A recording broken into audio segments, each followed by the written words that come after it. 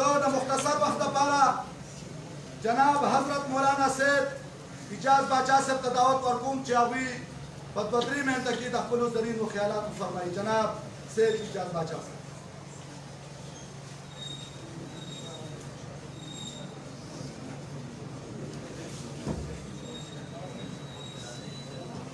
الحمد لله وحده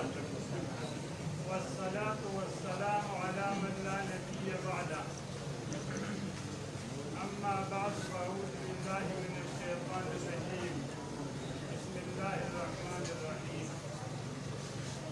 قال الله تبارك وتعالى: ألف لام ميم ذلك الكتاب لا ريب فيه هدى للمتقين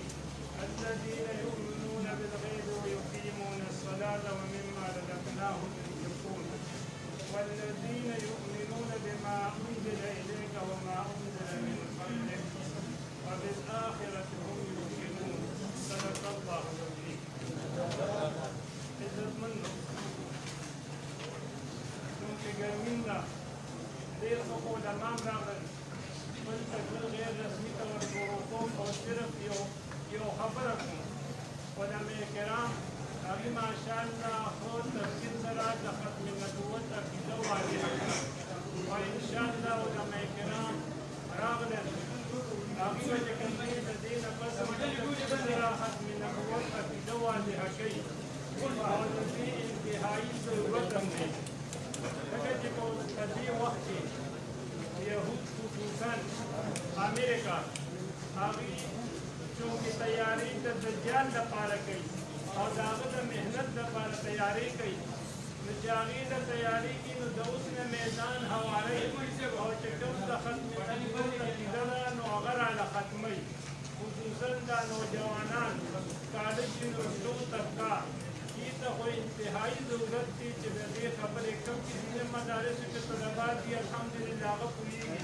خو دغه ته خصوصا چې کوم دي چونکې محنتونه هر قسمه کېږي نو هغې دپاره د دا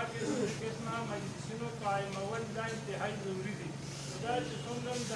ختم نبوت تحریکونه یې دغه ټول د شکریې مستحق دي او د هغې شکریه ادا کوو چې داسې قسمه وخت په وخت باندې محفلونه منعقد کوي او دا چې کوم دي دا نظریه موږ ته رارسوي. بل عزتمندو د قرآن پاک ابتدا چې کېږي الف لام میم نو ګوره الله رب العزت فرمایي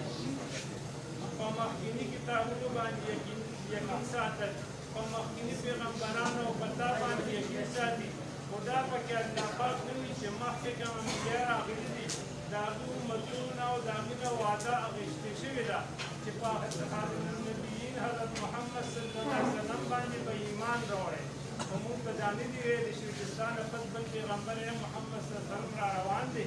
او د امت ته دې ووایه که هغه مونږ کړو په هغه به ایمان راوړی حضور پاک صلی الله علیه وسلم اخرنی پیغمبر دی د هغې نه بل دنیا ته بل پیغمبر راتلو وله نشته